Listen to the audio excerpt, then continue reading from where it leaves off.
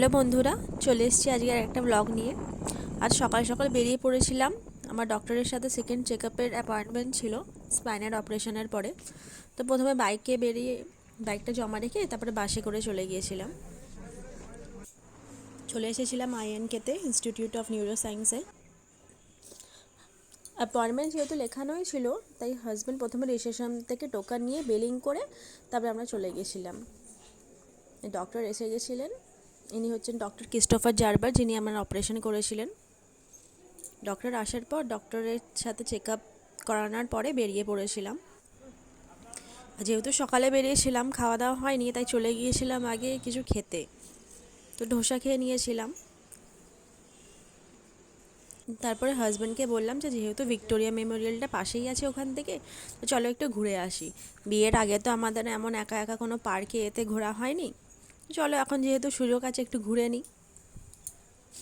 আর এর আগেও এসেছিলাম ভিক্টোরিয়াতে, মানে একবার টিউশন থেকে যখন ক্লাস 10-এ পড়ি, কলকাতায় মিউজিয়ামে এসেছিলাম। ওখান থেকে একবার বিকেলের দিকে ভিক্টোরিয়ার পার্কটা ঘুরে গিয়েছিলাম। আর বন্ধু বান্ধবের সাথেও এসেছিলাম বিয়ের পরে, আমার ফ্রেন্ডসরা।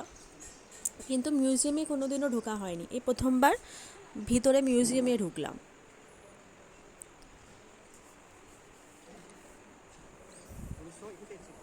খুব সুন্দর লাগছিল ভিতরটা দেখে মনেই হবে না যে 100 বছরেরও বেশি পুরানো। আর ইনি হলেন সেই কুইন ভিক্টোরিয়া, যার স্মৃতিতে ভিক্টোরিয়া মেমোরিয়ালটা বানানো হয়েছিল। এই যে রানী ভিক্টোরিয়ার মূর্তি। এখানে অনেক কিছু রাখা ছিল মিউজিয়ামে, অনেক পেন্টিং ছিল, খুব সুন্দর দেখতে লাগছিল। জানি না ফটোতে আপনারা ভিডিওতে কতটা বুঝতে পারছেন। আর ইনি হলেন Robert Clive, British east India কোম্পানির মিলিটারি জেনারেল।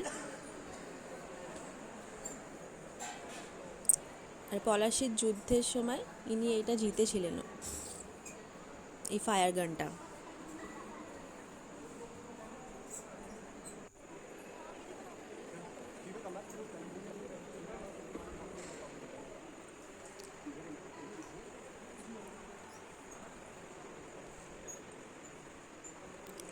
এটা হচ্ছে ভিক্টোরিয়া মেমোরিয়ালের মডেল ছোট। এগুলো মনে হয় সেই তরোয়াল যেগুলো দিয়ে বোধহয় ওরা যুদ্ধ করতো। কত পুরানো জিনিস এখনো সংরক্ষণ করে রাখা রয়েছে।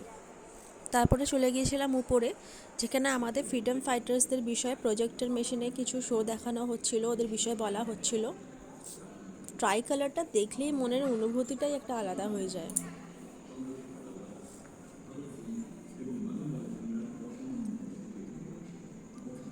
বেশ ভালোই লাগলো ঘুরতে মিউজিয়ামের ভিতরটা। তারপরে বাইরে চলে এসেছিলাম পার্কটা ঘুরতে।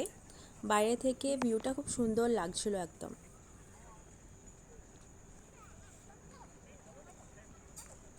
পার্কে এসে হাজব্যান্ড আর আমি একটু ঘুরে নিচ্ছিলাম, অনেকগুলো ছবিও তুলে নিয়েছিলাম। ব্যাচেলার লাইফ ফিলিং হচ্ছিল।